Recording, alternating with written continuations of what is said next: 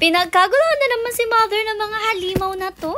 Sigurado akong excited naman ang pack members natin for today's video. Actually, nung time nga nito, nagkakagulo na rin talaga yung pack members natin sa labas. Paano ba naman kasi naamoy nila ng may masarap dito sa loob? Alam kasi nila kapag bet na nila yung pagkain na ginagawa ni Mother. At for today nga, itong pakwan ang merienda nila. Pero gaya nga nang sabi ko sa inyo guys, kapag magbibigay tayo ng pakwan sa ating mga fur babies, make sure natin na tanggalin natin lahat ng mga buto. Kasi nga kahit napaka-nutritious ng watermelon para sa ating mga fur babies, maaari din maging toxic para sa kanila yung mga buto-butong ng pakwan. Kaya naman pagtsagaan nyo na guys, basta ang mahalaga matanggal nyo yung mga buto nila bago nga maibigay sa inyong mga fur babies. Anyways, tingnan nyo naman, kitang-kita nyo kung gaano talaga kagusto ng pack members ng pakwan to the point na talagang pinagkakaguluhan nila yan at pinag-aagaw-agawan. Bali dito nga, medyo nalito pa si Mother pagbibigay kasi inuna niya nga yung mga puti tapos nag-switch nga siya sa mga kulay pula or copper natin na pack members. Kaso nakalimutan nga niya si Athena pero binalikan din naman niya later on si Athena at binigyan tapos saka siya nag-proceed sa mga kulay itim. Pero mapapansin nyo rin nga dito ang ating Malia at Cyber, talagang hindi sila nakikipagsiksikan. Oo naman, nanghihingi rin sila syempre at gusto rin nila makatikim pero hindi nga sila gaya ng pack members natin na talagang talon ng talon, akyat ng akyat at nagsisiksikan para makahingi. Si Cyber at si Malia, kalmado lang talaga sila palagi at ganyan talaga nag-aantay lang sila sa gilid kung kailan sila mabibigyan. O diba, alpha vibe sila parehas, naghihintay lang ng turn nila at hinahayaan nila na makakain muna yung kanilang mga kasamahan. Pero yung ganyang kakulitan naman ay normal na normal lang sa ating pack members since alam naman natin talaga ang ugali ng mga huskies, diba? Ginawa na talagang personality ng mga huskies ang pagiging makulit at lahat ng mga husky owners alam rin talaga yan. Kung fur parent ka nga ng mga husky, dapat talaga ay may energy ka rin palagi para kaya mo makipagsabay sa kakulitan ng iyong mga fur babies. Anyways, let's go back to the video. Dahil nga nung time na to, nakatapos na rin lumabas yung ating mga males since sila talaga yung unang lumalabas. Yung food nga nila or yung watermelon nila for today, isasama na lang rin nga daw dito sa kanilang pagkain. Pero syempre, hindi naman pwede mga pagkain lang ng males natin ang lagyan natin ng watermelon kasi may inggit naman yung mga females since naamoy rin nila to. Kaya naman ayan, lahat na nga ng pakainan nilagyan na Mother ng watermelon each. Pero kung mapapansin nyo,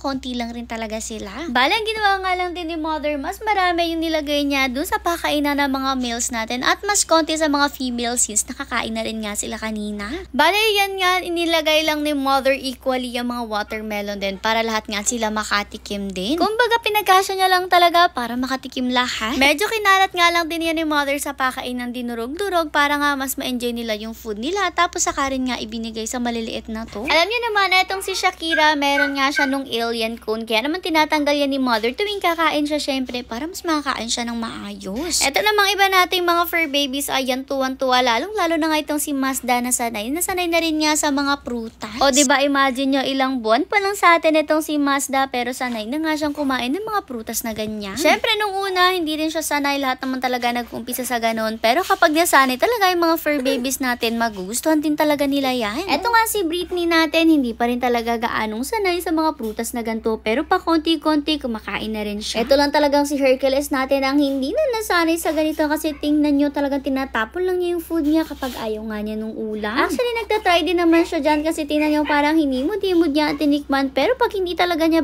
upo na lang yan sa sulok at hindi nagagalawin yung pagkain niya. Habang iba naman nating pack members, ayan lafang na lafang at enjoy na enjoy sa pagkain. Kita nyo rin naman, una talaga kinakain ng pack members natin yung toppings nga pero syempre kinakain rin nila yung dog food sa ilalim. Lagi din naman nakakaubos yung pack members natin at hindi talaga tayo nagkakaproblema pagpapakain sa kanila. O diba, ang sarap na naman ng chibog at dinner ng ating pack members for today.